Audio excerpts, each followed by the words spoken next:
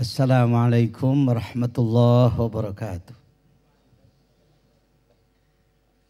Bismillah, alhamdulillah, salatu wassalamu ala rasulillah Sayyidina Muhammad ibn Abdillah wa ala alihi wa sahbihi wa man tabi'ahudahu wa wala amma ba'd.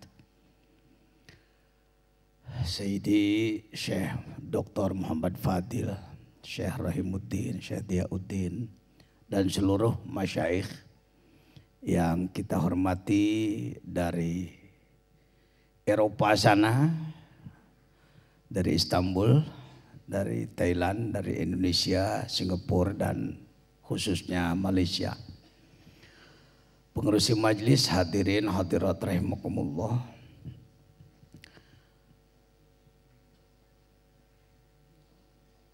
Kalbu kita sangat bahagia. Khasnya malam ini karena kita ditakdirkan dan dipilih oleh Allah menjadi manusia yang mencintai Rasulullah Sallallahu Alaihi Wasallam, mencintai ajarannya, memperdalam rohaniahnya, serta ingin mengikuti jejak perjuangannya. 23 tahun beliau berjuang, berhasil, sukses, sehingga Islam tersebar ke selatan, ke utara, ke barat, dan ke timur. Namun dalam perjalanan 1400 tahun, tidaklah selamanya perjalanan itu manis. Menghadapi fluktuasi, menghadapi pasang surut. Kita ditakdirkan oleh Allah untuk menjadi umat beliau, mengisi abad ke-14, ke-15 bahkan. Di satu pihak kita mencatat sungguh banyak kemajuan umat Islam di dunia, jumlahnya kurang lebih 1,5 miliar di seluruh pelosok dunia. Masjidnya pun berjuta-juta, pondoknya banyak, madrasahnya banyak. Namun di balik lain, kalau kita hitungkan perbandingan manusia yang sudah bersyahadat masuk dalam agama Islam dan yang belum, maka perbandingannya adalah boleh disebut 1 berbanding 4. Masih 4 miliar lebih yang belum bersyahadat, sedangkan yang sudah bersyahadat barulah kurang lebih 1,5 miliar. Alhamdulillah, kita telah dipilih oleh Allah. Yahdillahu linurihi mayyasha. Dengan peringatan Maulid seperti ini, kita laksanakan perpaduan dalam rangka meningkatkan mahabbah kepada Rasulullah. Sekurang-kurangnya saya ingin dalam waktu yang sangat berharga dan singkat ini 3 hal. Pertama adalah kita tidak boleh lupa terhadap, dalam bahasa kami menyebutnya jasa. Apa sama tak? Jasa itu apa itu? Kerja Rasulullah bagi kita. Ya. Jadi limpahan-limpahan dari Allah melalui Rasulullah bagi kita. Apa-apa saja itu kenikmatan-kenikmatan dari Allah melalui Rasulullah kepada kita. Yang pertama, jangan lupa tuan-tuan, puan-puan semua, adalah diri kita sendiri dan alam sekitar ini. Bagi kita umat Islam yang berpegang kepada akidah Ahlus Sunnati wal Jamaah, jangan pernah luntur, jangan pernah mencair. Kita tetap berpegang. Seperti halnya yang disampaikan oleh Imam Al-Busiri radhiyallahu an di Iskandariyah sana. Beliau menyusun Nazam Al-Burdah yang di dalam kitab sholawatnya Syekh Muhammad Fadil tercantum salawat Al-Burdah. Boleh saya bacakan satu bait? Kalau tidak keberatan, ikuti dengan Nazm Ya Rabbi bil Mustafa, boleh semua kan? Wa kaifa tad'u ila dunya daruratu man laulahu lam tukhrajid dunya minal adami. Ya Rabbi bil Mustafa balligh maqasidana waghfir lana ma madha ya wasi'al karam. Ini sangat dalam. Bagaimana Rasulullah akan menjadi manusia yang mengejar-ngejar dunia? Justru sebaliknya, dunia takkan ada kalau tidak ada dia. Masih yakin? Tuan-tuan masih yakin bahwa dunia ini takkan ada kalau tidak ada Nabi Muhammad sallallahu alaihi wasallam? Allah Maha Penciptanya, tetapi Allah pun mempunyai sunnatullah, menciptakan sesuatu ada bahan-bahannya.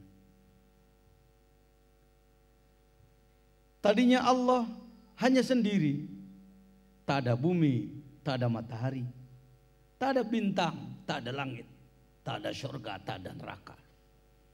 Allah berkehendak mewujudkan makhluk. Maka makhluk pertama yang ia ciptakan adalah Nur Muhammad. Ini sudah sangat banyak orang yang tak senang itu. Dengan bermacam-macam dalil, orang dibuang, dijauhkan daripada itu. Saya sebagai salah seorang murid tasawuf berani mengatakan, ketika umat Islam kehilangan kesadaran, keyakinan terhadap Nur Muhammad, maka ia tidak akan berupaya untuk mengejar hakikat Muhammad. Saya ulangi, sebagai salah seorang khadim kun, apapun posisi saya nanti, bahwasanya ketika kita mengatakan apa itu Nur Muhammad, itu bualan, itu bohong, itu Israiliyat, itu pembicaraan yang dibuat-buat, itu dhaif dan bermacam-macam, silakan. Tetapi ketika kita kehilangan pembahasan Nur Muhammad, hilang keyakinan dari kalbu kita, takwa kita tidak akan menjadi takwa sempurna, tuan-tuan. Masih adakah sekarang orang yang berani melaksanakan zikir beratus-ratus ribu? Sungguh sulit. Zikir sedikit, Allahumma anta salam, loncat sudah. Baru wirid sedikit, baca sholawat sedikit, sudah merasa puas. Karena yang dikejar hanya pahala. Ingin mendapatkan pahala imbalan dari Allah sahaja. Tidak bicara wusul.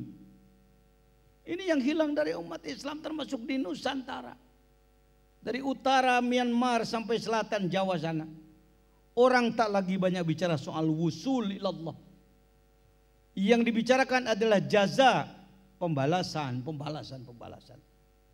Kalau kita menurut kepada ulama ahli tasawuf, ahlu tahqiq, ahlul kurbah, wassawabu fi maudhi'i ulfid dawa. Orang yang ibadahnya hanya ingin pahala, itu masih sama dengan kelas kambing dia sebut. Ia mengembik karena ia ingin makan, diberi makan ia berhenti. Hadirin, inilah yang melemahkan Islam. Kita tidak terlalu kurang pengetahuan. Kalau ilmu sudah boleh, yang hafiz Quran banyak, yang faham tafsir banyak, yang masih faham hadis, tauhid, fikih, tasawuf, nahwu, saraf, ma'ani, bayan, badai, makulat, istiqaq, munadharah, mantik. Di pondok-pondok Nusantara ini masih diperdalam. Tetapi yang sangat kurang adalah ilmu rasa. Ilmu rasa. Tidak tembus pengetahuan dari otak ini ke dalam kalbu. Kalbu pun masih salah paham. Karena kalbu diterjemahkan hati, maka dianggaplah kalbu adalah daging hati. Padahal kalbu adalah dimensi abstrak dalam diri kita. Dimensi ketuhanan dalam diri kita. Tak ada fisik, bukan fisikal. Sanubari bukanlah perasaan, tapi sonubar adalah nama buah. Sonubar adalah nabuah, organ tubuh yang seperti buah sonubar adalah jantung. Latifatul qalbi berada di wilayah jantung di sebelah kiri. Hadirin rahimakumullah. Baik. Jadi yang pertama, mari kita jangan lupa bahwa kita semua ini, bumi ini yang kita makan nasi, makan roti, asalnya dari tumbuhan dari tanah dari Nur Muhammad. Itu asbab barokah itu. Orang sekarang mencari barokah, minta doa kemana-mana, padahal barokah di depan mata sendiri dia lewat. Yakini. Ulul albab adalah alladzina yadhkurunallah. Mengingat melihat makhluk tembus kepada Allah. Lihat dalam Al-Hikam, may yashhadil kaun walam yashhadillah fi aw indahu aqablahu aw ba'dah. Siapa orang melihat kaun, melihat makhluk tapi ia tidak tembus pada Allah, menunjukkan bahwa hatinya masih tertutup. Hadirin rahimakumullah yang dirahmati Allah Subhanahu wa taala. Pertama itu, yang kedua, bait yang kedua adalah da'a ila Allahi fal mustamsikuna bihablin ghairi munfasimi ya Rabbi bil Mustafa baligh maqasidana waghfir lana ma madha ya wasi'al karmi. Ia tak pernah berhenti mengajak umat. Kama arsalna fikum rasulan minkum yatlu alaikum ayatina wa yuzakkikum wa yu'allimukumul kitaba wal hikmah. Terus beliau mendakwahkan sehingga dakwah tersebar kemana-mana, termasuk sampai ke Nusantara. Pertanyaannya adalah afa immata au qutilan galabtum ala aqabikum. Itu asbabun nuzulnya adalah perang Uhud. Tetapi masih berlaku bagi kita wahai umat Nabi Muhammad manakala ia wafat. Apakah kamu yang ditinggalkan akan kembali menjadi jahiliyah? Tentu kita menjawab tidak.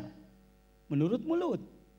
Tetapi kenyataannya dalam akhlak sehari-hari, ternyata sunnah Rasul banyak ditinggalkan. Karena itu dalam kesempatan yang sangat berharga ini, saya mengajak diri sendiri dan ikhwan akhwat sekalian, mari kita hidupkan sekurang-kurangnya gerakan pengamalan rukun Islam secara benar dan sungguh-sungguh. Syahadat kita perkuat satu dengan talabul ilm. Hidupkan majlis-majlis ilmu. Bagi orang tua maupun anak-anak. Bagi pemuda maupun pemudi. Yang kedua adalah tilawah Quran. Usahakan dalam sehari semalam. Adakanlah waktu sekurang-kurangnya 30 menit untuk baca Al-Quran. Ada keluarga yang suami satu, istri satu, anak tiga. Qurannya satu, tak pernah berebut. Kenapa tak pernah berebut? Karena memang tak baca. Ya. Betul? Ada yang seperti itu? Sudahlah yang sudah-sudah. Mari ke hadapan karena kita sudah membuat ijtima. Perpaduan ulama Nusantara. Kami semua mewakili dari 11 negara ini. Mudah-mudahan ya Rabb, dengan perjuangan kami yang sudah, sedang dan telah yang akan kami lakukan, maka umat Islam di Nusantara ini sekurang-kurangnya menyediakan waktu untuk baca Quran. Tidak habis dengan musik, tidak habis dengan hura-hura yang tidak berguna. Selanjutnya dengan apa? Zikrullah, zikir. Bicara tasawuf, sering orang salah paham, menganggap bahwa ahli tasawuf adalah ahli baca kitab tasawuf. Mohon maaf dengan hormat, itu adalah ahli ilmu tasawuf. Yang disebutkan tasawuf, lihat di dalam kitab Tanwirul Qulub, bukan hanya ma'rifatus sifat minal mahmudat wal madmumat, tetapi juga wa kaifiyatut tathhiri, dan upaya pembersihannya. Karena itu dengan hormat, apakah semuanya sudah mempunyai metode berzikir untuk membersihkan kalbu? Sudah punya semua apa belum? Kalau sudah, terima kasih. Kalau belum, dengan hormat kepada para masyaikh, saya ingin memberikannya kepada tuan-tuan sekalian. Apa memerlukan? Silakan. Antara lain, di antara metode zikir, tarikah zikir, mengikuti Said Syekh Abdul Qadir Jailani. Beliau adalah cucunya Syekh Muhammad Fadil, cucu yang ke-25. La ilaha illallah diucapkan dengan lidah ditarik dengan rasa dari pusar ke ubun-ubun menembus 3 latifah. Latifah akhfa di tengah dada, latifah nafsi antara 2 alis, sedangkan latifah kolab di atas ubun-ubun. Kalimat ilaha ini dijelaskan dalam kitab Fathul Arifin Sayyidi Syekh Khatib bin Abdul Ghaffar As-Sambasi, guru besar Masjidil Haram, imam besar Masjidil Haram, di Jabal Qubays sana di saat Makkah, dipimpin oleh para ulama sufi, ahlul qurbah, ahlul muraqabah pada Allah. Agak berbeda dengan sekarang, mohon maaf. Maka diucapkanlah kalimah la seperti tadi. Ilaha menembus di dada sebelah kanan, illallah menembus di dada di sebelah kiri. Bagi yang memerlukan, mari kita sama-sama mengucapkannya 3 kali. Bismillahirrahmanirrahim. La ilaha illallah. La ilaha illallah. La ilaha illallah. Sayyiduna Muhammadur Rasulullah. Diamalkan paling kurang setiap pada sholat fardu 165 kali. Itu petunjuk dari beliau Syekh Khatib bin Abdul Ghaffar As-Sambasi.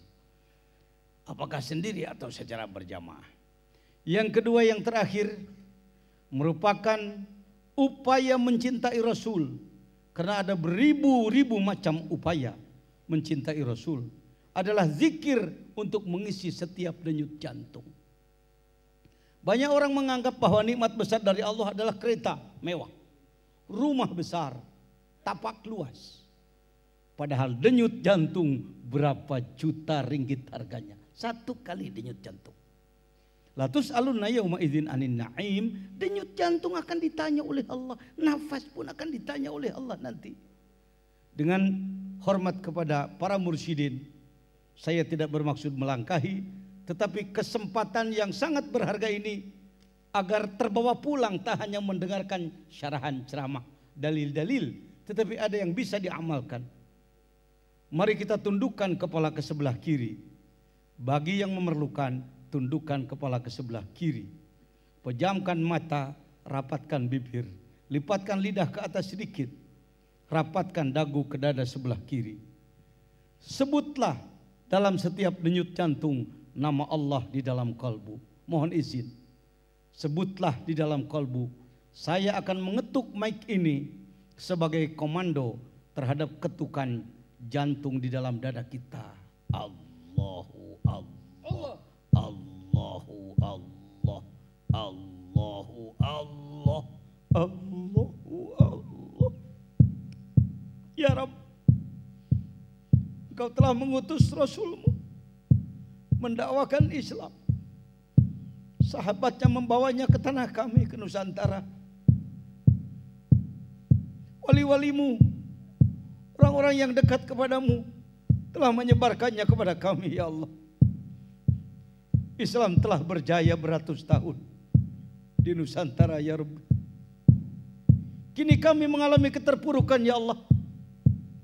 Kini persatuan kami porak-poranda, ya Rabbi. Umat lain semakin merangsek kemana-mana. Negara-negara kebanggaan kami di Timur Tengah sana diporak-porandakan oleh musuh-musuhmu, ya Allah. Kami lemah, doa kami tumpul, zikir kami tak tembus. Engkau dulu membantu Nabi Musa menghadapi Fir'aun, kuat mampu, bahkan Fir'aun pun mati. Engkau dulu menolong Nabi Ibrahim menghadapi Numrud, tak bawa tentara, tak bawa senjata, membawa zikir, mampu menghadapi Numrud. Numrud dengan tentaranya hancur, ya Rabb. Kau sampaikan ini dalam Al-Quran. Ini bukan dongeng cerita pengantar tidur, tapi adalah rumus petunjuk yang kami abaikan sekian lama. Mengapa kami sekarang, ya Allah, belum Engkau tolong, ya Rabbi? Palestina 68 tahun terus menerus dengan korban sudah tak beraturan. Tentara, manusia, masyarakat sipil, anak-anak, bayi, perempuan jadi korban, dibantai oleh mereka. Mengapa pertolonganmu belum turun, ya Allah? Bagaimana nasib Islam di negeri kami? Bagaimana masa depannya, ya Rabb? Tergantung pada kami, karena Engkau telah memberikan petunjuk. Kami akan berupaya membangkitkannya kembali ya Allah. Tafsir Wali Agungmu Syekh Abdul Qadir Jailani telah sampai lagi kepada kami. Kitab-kitab leluhur kami telah kami temukan lagi. Kami akan menggalinya ya Rabb. Kami akan bersatu ya Allah. Kami akan membuang sekat-sekat suudzon di antara kami. Kami akan membangun para pemuda-pemuda rijalullah, ulama-ulama mukhlisin. Kita buang pertikaian, kita buang sifat kibir, kita buang sifat yang buruk, jubun penakut, tak sopan dalam kalbu, muruah kita tingkatkan insyaallah. Allahu Allah. Allahumma a'izzal Islam wal muslimin. Kami sayang anak cucu kami ya Allah. Kalau engkau tidak kuatkan lagi Islam sekarang, anak cucu kami mau jadi apa? Jangan sampai anak cucu kami menjadi manusia murtad. Atau mungkin muslim munafik. Zahirnya muslim, tapi akhlaknya mengikuti akhlak kafir ya Allah. Birahmatika ya arhamar rahimin. Walhamdulillah rabbil alamin. Al-Fatihah.